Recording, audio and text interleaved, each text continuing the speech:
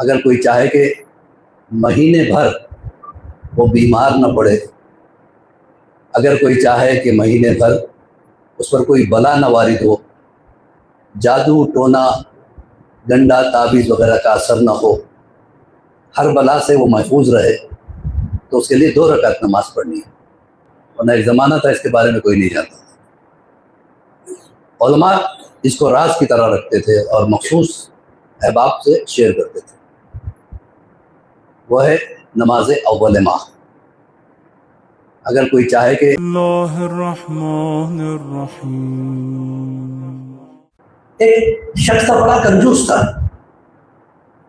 حتیٰ کہ روٹی پہ گھی نہیں لگاتا تھا، گھی کی بوٹل رکھتا تھا، سوکھی روٹی رکھتا تھا، سونگتا تھا، روٹی کھاتا تھا، اتنا کنجوس، جبکہ پیسہ بہت تھا اس کو، اللہ نے بہت پیسہ دیا، کوئی ایک نیک کام اس نے نہیں کی۔ نتیجہ ایک دن ختم ہو گیا۔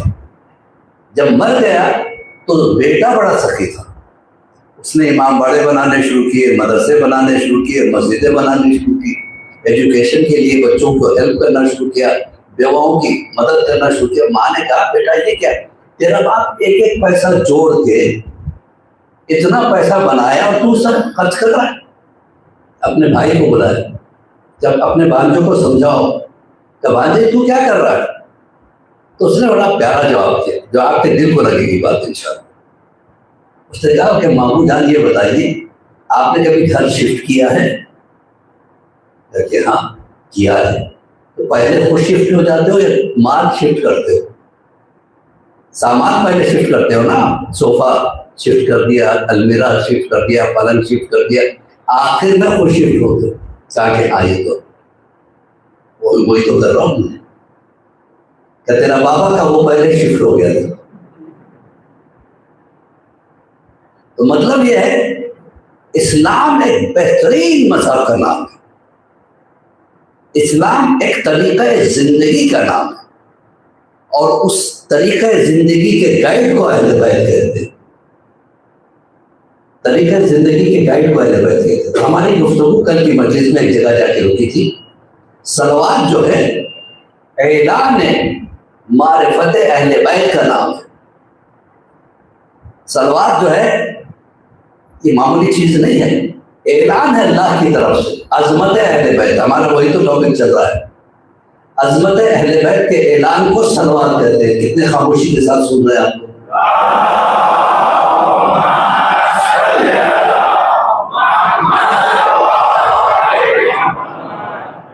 کسی نے پوچھا تھا چلے امام سے صلوات کا ثواب کتنا ہے؟ کہا کہ ایک عابد 50,000 سال مسلسل عبادت کرے تو جتنا ثواب ہوتا ہے اتنا ہم پہ صلوات کرے۔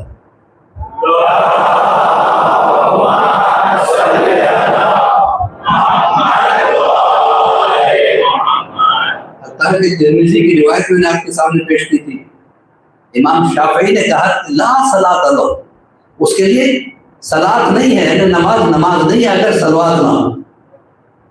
تو کل میں نے کل کی مجلس میں ایک بات کہی تھی کہ جتنی شکلیں نمازیں ہیں الگ ہے، رکوع ایک شکل نماز ہے، قیام شکل نماز ہے، سجدہ شکل نماز ہے، لیکن صلوات جانے نماز ہے۔ اگر صلوات نہیں تو رکوع بیکار، سجدے بیکار۔ کوئی کہے کہ نہیں میں تو صلوات نہیں پڑھوں گا، صلوات کے بدلے آیت پڑھ دوں گا، جہاں صلوات پڑھنا ہے میں بسم اللہ الرحمن الرحیم، بسم اللہ الرحمن الرحیم تو آیت ہے قرآن کی، یا سورہ العلم پڑھ دوں گا، قرآن کا سورہ پڑھ دوں گا، کیا نماز ہوئی؟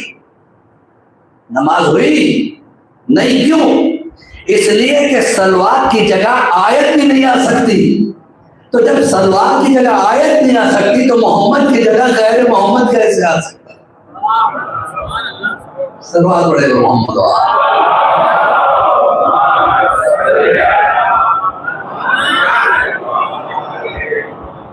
محمد کی جگہ جب بھی آئے گا تو محمد ہی آئے گا۔ میں کہوں گا یا رسول اللہ آپ نے بڑی یہ پیاری بات کہی، اولنا محمد اوسطنا محمد آخرنا محمد وکلنا محمد۔ یہ بھی تو کہہ سکتے تھے اولنا علی اوسطنا علی آخرنا علی وکلنا علی، تو عجب نہیں کہ رسول جواب دے کے کہہ تو سکتا تھا، لیکن یہ سوچ کے نہیں کہا کہ جب ایک علی سمجھ میں نہیں آیا ابھی تک تو 14 علی کہاں سے سمجھ میں آئیں گے؟ ایک سلوات پڑھے پر محمد و آل محمد۔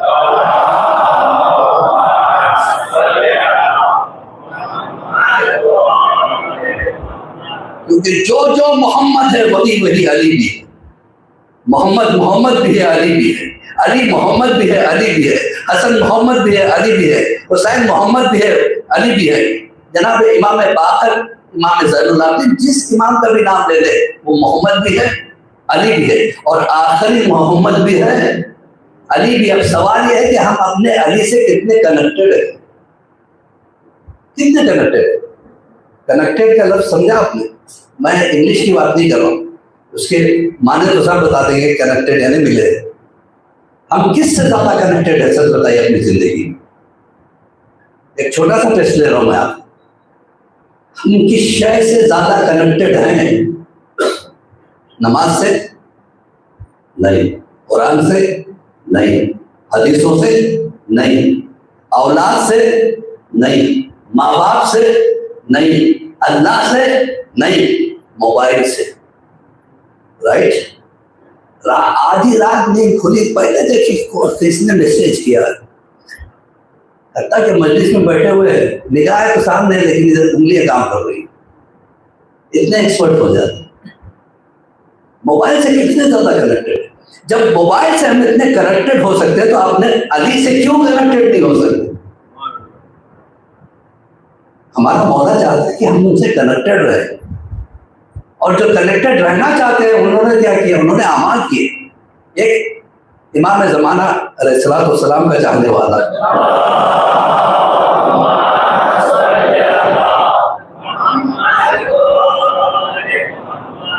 40 شب جمعہ کا عمل کیا، آسان ہے، بہت مشکل ہے۔ 40 شب جمعہ یعنی 40 ہفتے کتنے ہوتے ہیں میری بات؟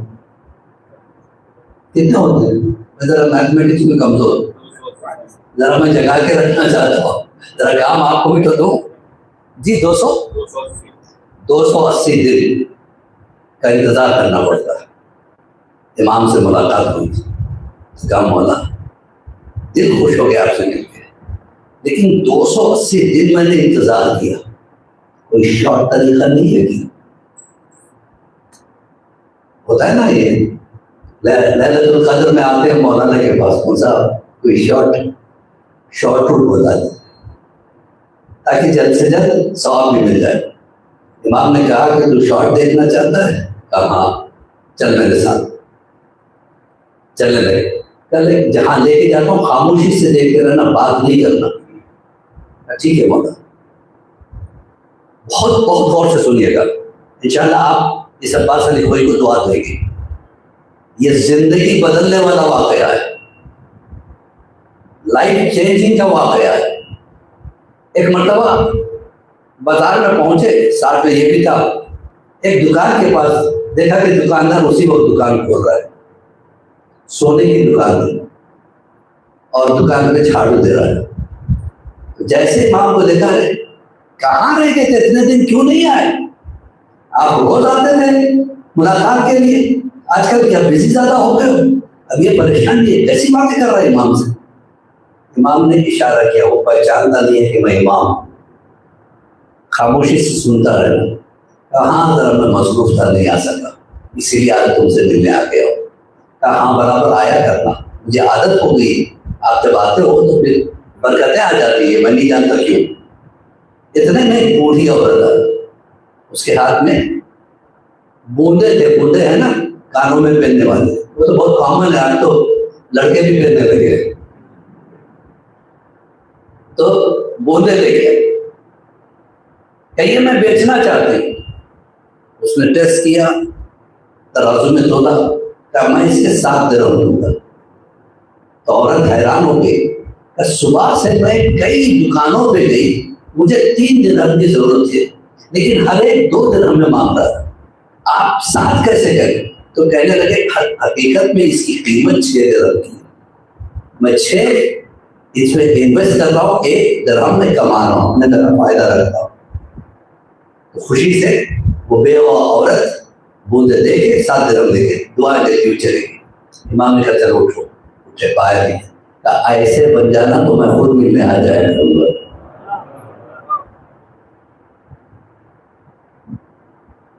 امام کو انتظار ہے کہ میرا چاہنے والا ویسا بنے جیسا میں چاہتا ہوں. ایک اور چاہنے والا اٹھتے بیٹھتے مولا آ جائیے مولا آ جائیے مولا آ جائیے، جنگلوں میں جاتا رو رو کے دعائیں کرتا پروردگار میں چاہتا ہوں کہ میرے وقت کے امام سے ملاقات ہو، لیکن کیا کروں ملاقات ہوئی نہیں. روتا کیونکہ دل سے امام کو چاہتا تھا. اور اس کے بعد وہ اس کی دکان تھی پرچون کی دکان جس میں جڑی بوٹیاں سب بیچی جاتی. اتنے میں دیکھا کہ 2 جوان آئے جن کے لباس سے پتا چلتا تھا کہ وہ یہاں کے نہیں ہے کہیں اور کے. آنے کے بعد کہا کہ کافور اور سدرا دے دو. کہا دے تو دوں گا لیکن بتاؤ آپ دونوں اجنبی لگ رہے ہو. کہاں ہم اجنبی؟ کہاں سے تشریف لائے؟ انہوں دونوں نے ایک دوسرے کو دیکھا کہا تم کو کیا لینا دینا؟ کہ نہیں اتنے نورانی چہرے میں نے کبھی نہیں دیکھے. آپ وہ کون؟ آپ کو قسم ہے وقت کے امام کی. جب قسم دے دی تو کہا کہ ہم امام زمانہ کے غلام ہوں. تو کہاں سے آ رہا ہے؟ امام کے پاس سے آ رہا ہے. خوش ہو گیا کہ روز میں دعا کر رہا تھا آج میری دعا پوری ہونے کا وقت آ گیا. کہا کہ میں اس وقت تک کافر اور سدرا نہیں دوں گا، پہلے آپ بتائیں کہ یہ کیوں چاہیے. کہ ہمارے میں سے ایک کا انتقال ہو گیا. تو امام نے کہا کہ فلاں جگہ جاؤ. کہ امام نے میرا پتہ بھیجا. کہاں؟ کہ اس کا مطلب امام مجھے اپنے نوٹس میں رکھے ہوئے. کہا بالکل رکھے، لیکن منتظر ہے کہ تم ایسا بنے جیسے ہو چاہتے. حیران ہو گیا. نماز پڑھتا تھا، روزے رکھتا تھا، زیارتیں پڑھتا تھا، امام کے لیے صدقہ بھی نکالتا تھا، امام کو پکارتا رہتا تھا. اور کیسے امام چاہتے کہ میں بنوں؟ دماغ میں بن کیا مجھے لے کے جاؤ امام کے پاس، میں ایک بار امام کو دیکھنا چاہتا ہوں. انہوں نے کہا کہ نہیں یہ ممکن نہیں ہے، ہمیں اس کی اجازت نہیں ہے. یعنی لے کے جاؤ. لے جانے کے بعد مجھے ڈائریکٹ اندر نہیں لے جانا، باہر مجھے کھڑا کرنا، میں کھڑا رہوں گا انتظار کروں گا. امام سے اجازت ملے تو لے جانا ورنہ میں واپس آ جاؤں. چلے ساتھ میں.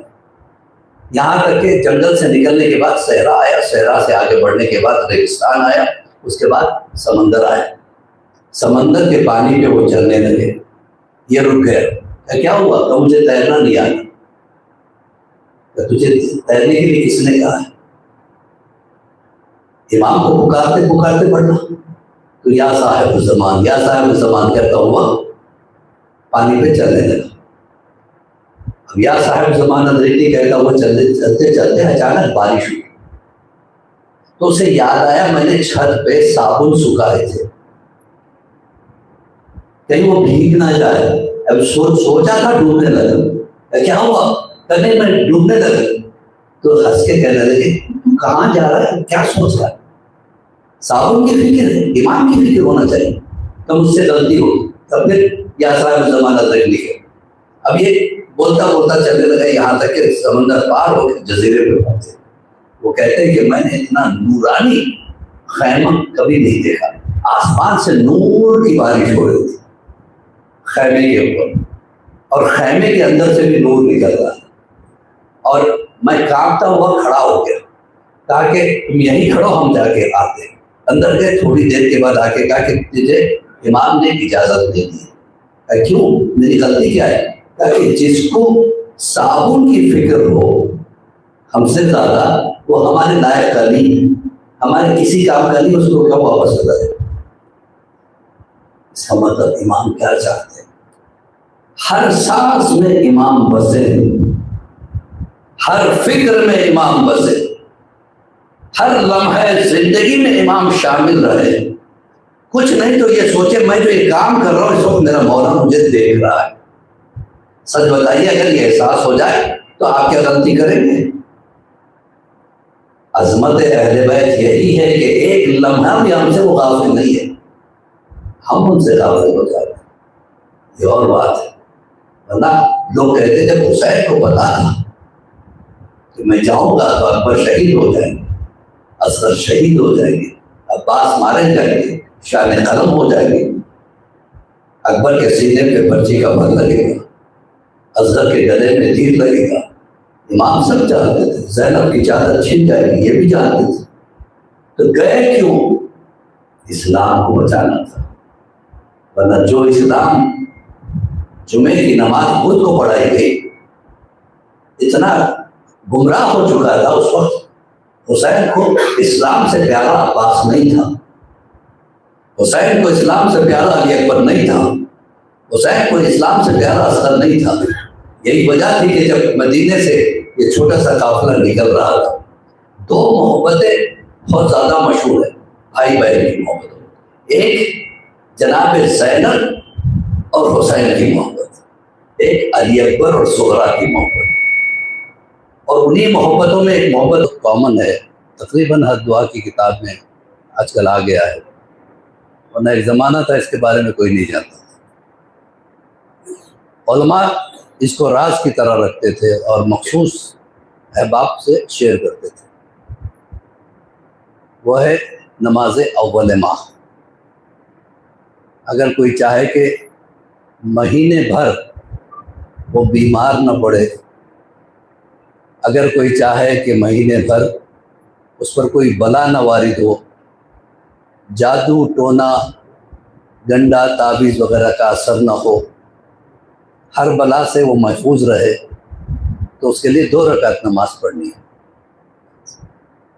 نماز اول ماہ. اس کے لیے ایک بہت مشہور واقعہ بھی ملتا ہے کہ ایک بس میں, ہائی ٹیک بس تھی, یعنی جس کے دروازے ویکیوم سے کھلتے تھے, مینولی نہیں کھلتے تھے. اور ویکیوم سے کھلنے والے دروازے اگر بس میں آگ لگ جائے تو دروازے کھلتے نہیں. تو بس میں آگ لگ گئی, دروازے بند ہو گئے, دروازے کھلے نہیں. نتیجہ یہ ہوا کہ تقریباً جتنے لوگ تھے سب مارے گئے, سب جل گئے. اس میں سے اسی طریقے سے کانچ توڑ کے جب اندر گھسے, ریسکیو ٹیم اندر گئی, تو پتہ چلا کہ ایک بوڑھا آدمی, بالکل نہ اس کے جسم پہ کوئی خراش ہے, نہ اس کے کپڑے جلے ہیں, بہت محفوظ. تو اس سے پوچھا گیا کہ کیا بات ہے؟ ایک سوال پڑے گا محمود, ہر بلا سے وہ محفوظ رہے تو اس کے لیے 2 رکعت نماز پڑھنی ہے, نماز اول ماہ. اس کے لیے ایک بہت مشہور واقعہ بھی ملتا ہے کہ ایک بس میں, ہائی ٹیک بس تھی, یعنی جس کے دروازے ویکیوم سے کھلتے تھے, مینولی نہیں کھلتے تھے. اور ویکیوم سے کھلنے والے دروازے اگر بس میں آگ لگ جائے تو دروازے کھلتے نہیں. تو بس میں آگ لگ گئی, دروازے بند ہو گئے, دروازے کھلے نہیں. نتیجہ یہ ہوا کہ تقریباً جتنے لوگ تھے سب مارے گئے, سب جل گئے. اس میں سے اسی طریقے سے کانچ توڑ کے جب اندر گھسے, ریسکیو ٹیم اندر گئی, تو پتہ چلا کہ ایک بوڑھا آدمی, بالکل نہ اس کے جسم پہ کوئی خراش ہے, نہ اس کے کپڑے جلے ہیں, بہت محفوظ. تو اس سے پوچھا گیا کہ کیا بات ہے؟ ایک سوال پڑے گا محمود والا.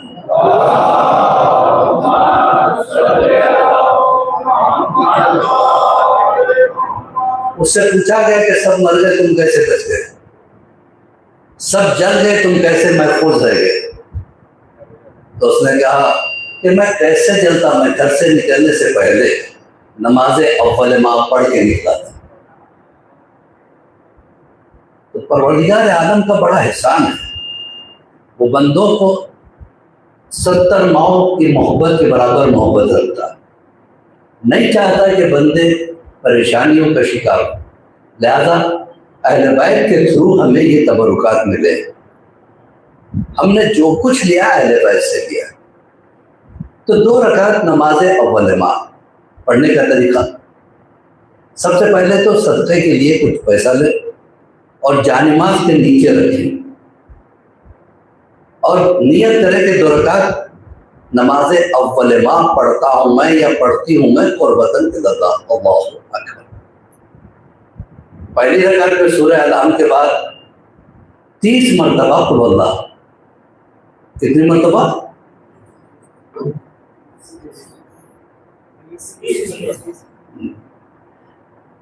پہلی رکعت میں سورہ انعام کے بعد 30 مرتبہ قل اللہ کا. دوسری رکعت میں سورہ انعام کے بعد 30 مرتبہ انا انزلنا کا سورہ. اس کے بعد جو ہے نا جس ٹائم میں آپ بیٹھے ہیں، جس پوزیشن میں آپ بیٹھے ہیں، وہ پوزیشن بدلے بنا وہ پیسوں کو ہاتھ میں دیں. طریقے ہیں اس کے. یہ نہیں کہ آپ نے بعض لوگ کہتے ہیں نیت ہوگی اور بھلے سے پیسے جیب میں پڑے. نہیں، اس کے بھی طریقے بتایا ہے کہ بھائی ہاتھ میں لے اور سب سے پہلے نیت کرے کہ امام زمانہ کی صحت و سلامتی کے لیے. ان کے بعد ہیں، ان کے بعد اولاد ہیں، والدین ہیں، سب کی صحت و سلامتی کے لیے. اگر والدین دنیا سے گزر گئے تو ان کی مغفرت کے لیے نیت کرے اور وہ پیسہ جتنا جلد ہو سکے صدقہ دے دے. صدقہ اس وقت سے کاؤنٹ ہوتا ہے جب دے دیا جاتا. دے کے الماری میں رکھے ہیں، انتظار کر رہے ہیں کہ کوئی آئے گا تو دوں گا، نہیں بلکہ تلاش میں نکلے. تلاش میں نکلے ہوئے ہر قدم کا الگ ثواب ہے. ایک سوال پڑے گا محمد والے.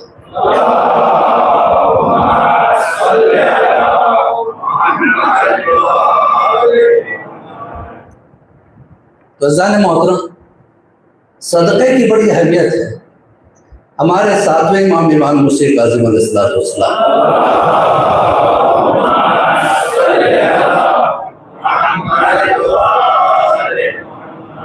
تشریف فرما ہے. اتنے میں کہ ایک شخص آیا کہ مولا جس کاروبار میں ہاتھ ڈالتا ہوں فیل ہو جاتا، انویسٹمنٹ لگاتا ہوں لیکن پیسے ڈوب جاتے ہیں، قرضے میں چلا جاتا ہے مال، پھر پیسے واپس آتے نہیں، پھنس جاتے. کیا کروں؟ تو صدقہ نکال. چلا گیا. دوسرا شخص آیا، شادی ہو کے 5 سال ہو گئے، اولاد نہیں ہوتی، کا صدقہ نکال، وہ بھی چلا گیا. تیسرا شخص آیا کہ میری بیوی بڑی بیمار رہتی ہے، کیا کروں؟ کا صدقہ نکال، وہ بھی چلا گیا.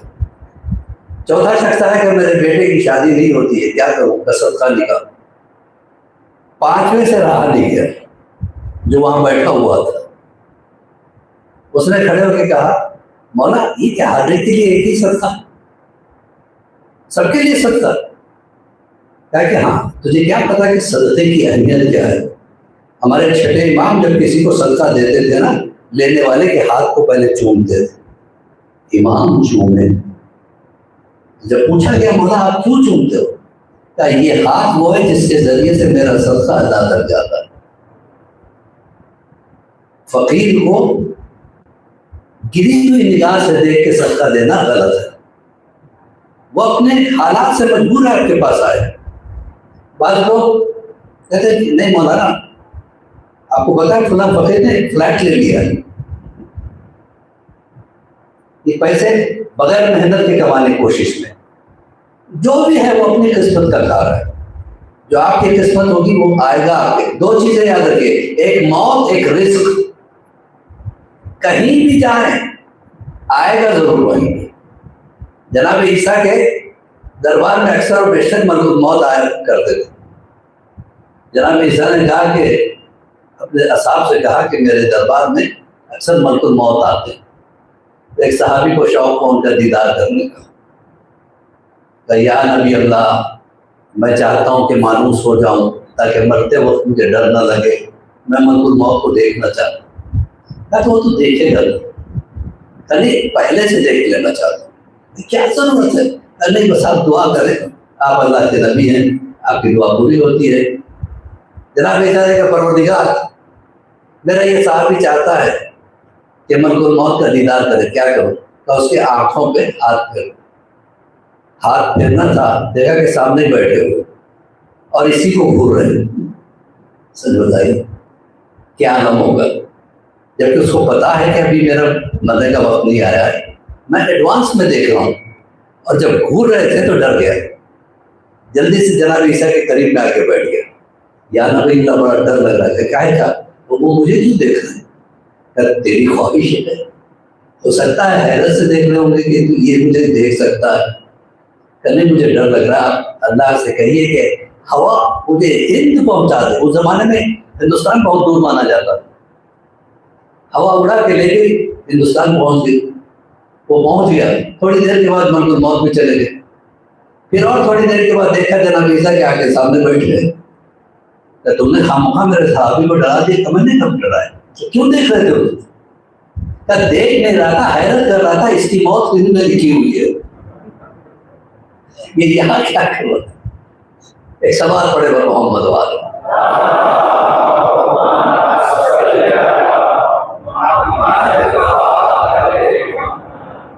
تو عزیزان محترم, امام نے کہا صدقے کی اہمیت تجھے کیا پتا؟ تو وہ شخص کہنے لگا میرا بھی دل چاہتا ہے کہ میں صدقہ نکالوں, لیکن میرے پاس روکڑا کہتے ہیں, کیا کہتے ہیں آپ؟ روکڑا نہیں, پیسہ نہیں. اچھا, تو اس سے کس نے کہا کہ صدقہ پیسے سے ہی نکلتا؟ کسی کے راستے کا پتھر اٹھا دے صدقہ. اب ڈھونڈتے ہیں تو مت کریے گا کہ راستے میں کہاں پتھر. اس کا مطلب کیا ہے, کسی کی کام میں رکاوٹیں نہ ڈالو. اگر کر نہیں سکتے تو کم سے کم رکاوٹیں نہ پیدا کرو. رکاوٹوں کو دور کرنا مقصد یہ ہے. کسی کے راستے کا پتھر ہٹا دو صدقہ ہے. کہ مولا اگر میں یہ بھی نہیں کر سکا. کیسے کیسے لوگ پہنچتے تھے جو سوال واقعاً کرنے کی ضرورت تھی وہ کبھی نہیں پوچھا. یہ نہیں پوچھا کہ پروردگار کی معرفت کیسے حاصل ہو, آپ کی معرفت کیسے حاصل ہو. کہ اگر یہ بھی نہیں کر سکا تو امام مسکرائے کہ تو پیسے سے صدقہ نکالنا نہیں چاہتا, کسی کے راستے کا پتھر ہٹانا نہیں چاہتا, تو کہ ایسی بات کر کے سننے والا دیکھ کے مسکرا دے, وہ بھی صدقہ ہے. یہ بھی بڑی اہم چیز ہے. دماغ کا اشارہ دیکھیے, اسی کو کہتے ہیں کہ یہی عظمت امام. عظمت اہل بیت کیا ہے؟ اشارے اشارے میں زندگی سنوار دے. ایسی بات کرو کہ جس سے سامنے والا مسکرا دے. صدقہ ہے, صدقہ جاریہ ہے, اللہ اس کا ثواب رکھا ہے. لیکن لوگ کیا کرتے ہیں, کچھ لوگوں کو ہابی ہوتی ہے. اللہ نے زبان دی ہے, بچھو کا ڈنگ نہیں دیا ہے کہ ایسا ڈنگ مار دیں کہ سامنے والا دل دلا کے رہ جاتا ہے. اچھا مولا اگر میں یہ بھی نہیں کر سکا, کیا تو پیسے سے صدقہ نکالنا نہیں چاہتا, نہ تو راستے کا پتھر ہٹانا چاہتا, نہ تو میٹھا بول بولنا چاہتا ہے. ایک کام کر, ہم پہ سلوار بھیجا کرنا, وہ بھی صدقہ ہے.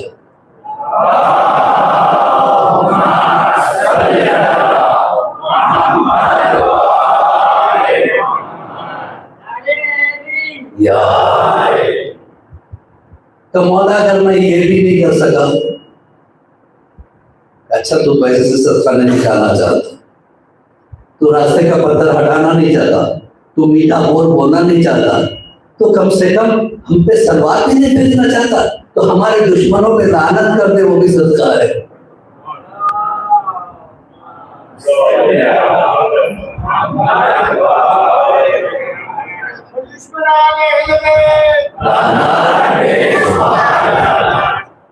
اب اس نے کہا کہ مولا اگر یہ بھی میں نہیں کر سکا. اب امام کو جلال آیا, کہا کہ تو نہ میٹھا بول بولنا چاہتا ہے, نہ ہم پہ سلوار پڑھنا چاہتا ہے, نہ ہمارے دشمنوں پہ لعنت کرنا چاہتا ہے, تو اللہ تجھ پہ لعنت ہے. ایک سلوار پڑھے گا محمد والا.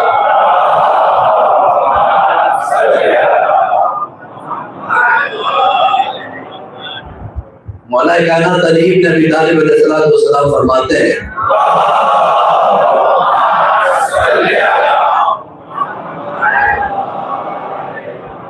کہ اگر تم اپنی پریشانیوں سے دور ہونا چاہتے ہو تو اللہ سے تجارت کرو, کاروبار کرو, بزنس کرو. وہ کیسے کرے؟ کہ مال خرچہ کرو, جب پریشانی میں ہو خرچ کرو, اپنے اوپر نہیں. وہ تو سب کرتے ہیں. دوسروں پہ خرچہ کرنا, ضرورت مندوں پہ خرچہ کر کے دیکھو تمہاری بلائیں کیسے ڈلتی. تو بہرحال ناظرین محترم, لیکن جن کے پاس مال جمع ہو جاتا ہے نا, مولا کہتے ہیں ان کو ڈر رہتا ہے کہ اگر میں خرچ کروں گا تو مال ختم ہو جائے. یاد رکھیے دو چیزیں، ایک خون، اس کا سرکولیشن ضروری ہے. اگر بلڈ سرکولیٹ نہ کرے، کسی جگہ اسٹیگنیٹڈ ہو جائے تو کینسر ہو جاتا ہے. اسی طریقے سے پیسے کا سرکولیشن ضروری ہے. اگر جم جائے ایک جگہ تو فرعون بنا دیتا ہے. تو اس کا دو کا بھی روٹین چلتا ہونا ضروری ہے.